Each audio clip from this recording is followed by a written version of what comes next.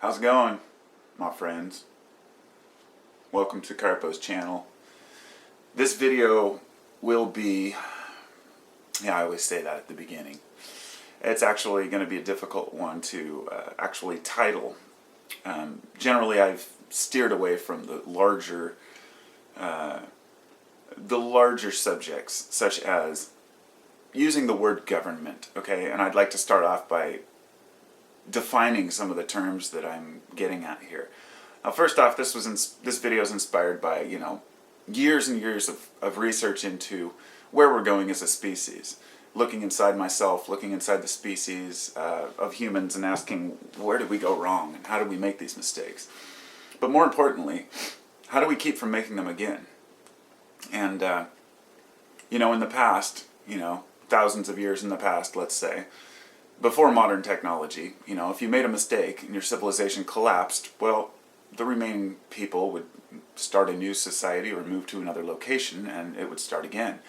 In this world, there's no room to start anew. We are running out of space quickly to just set up camp and start a new country. And what's happening right now is that there's a worldwide crisis going on that has so many aspects. And you might call it, I guess you could consider it like the Hydra. Multi-heads, and you cut one off and another one will be there. And another one will fill its place. There's no way to eliminate this problem that we have, other than to live through it and see where it takes us. We're so wrapped up in using the things like plastic for packaging, gasoline for our vehicles. It's like somebody made the point, even if we're using other methods for power, we still have to use fossil fuels for transportation, for processing, and it will take us decades to break away from that.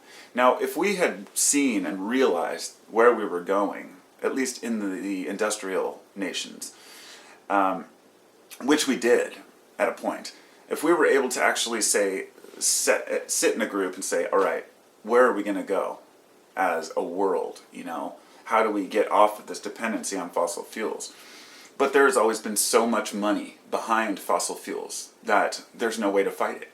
In other words, there are trillions of dollars going in to claim that global warming is a hoax, that it's even, I won't even get into the specific things that individuals have said. It just reminded me of a quote I heard from Donald Trump. He tweeted that global warming is a hoax perpetrated by the Chinese to try to compete with U.S. industry. Now, this is the kind of mentality that people have, and this is why it's hard for us to not to bury our heads in the sand and just assume that people are just idiots, and because a lot of them are, and a lot of the things people say are dumb, and we have to deal with that, and we have to try to educate each other. I've said dumb things, I've said things that I was not aware of, but at least when I make that mistake, I can say, okay, now I know better, and sometimes we don't know better. When we talk about oil, that's just one of many problems, but there's also the idea of water. And people think of oil wars. They have no idea what's coming in the world of water wars. They think that we just have unlimited supplies of water. Well, many places are starting to find out that that's just not the case. And the infrastructure and the repairs to the infrastructure in my nation is, it's nearly impossible to accommodate all the people with the situation we have, especially when capitalism is the front that we work on. Now, I don't talk about conspiracies and the government very often because I wanted to try to explain how I feel about the government. Because I've heard so many people say, the government does this, or the government wants us to die, or the government wants us all to suffer, or the government doesn't care about us. We have to stop that nonsense. I would like to try to use a metaphor of the government as there are some governments of countries which operate like a corporation, okay? Now, the U.S. is not an exception to that. We do as well.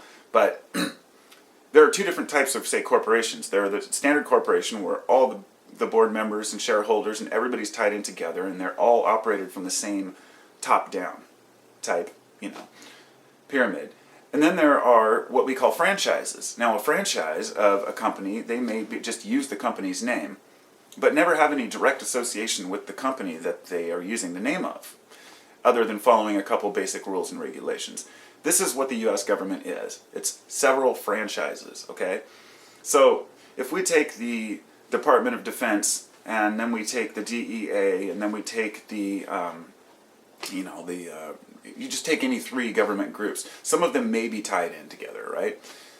Some of them may work in correlation with one another, such as the FDA and the DEA on certain issues. But even them are completely resistant to each other and have their own opinions about how things should go.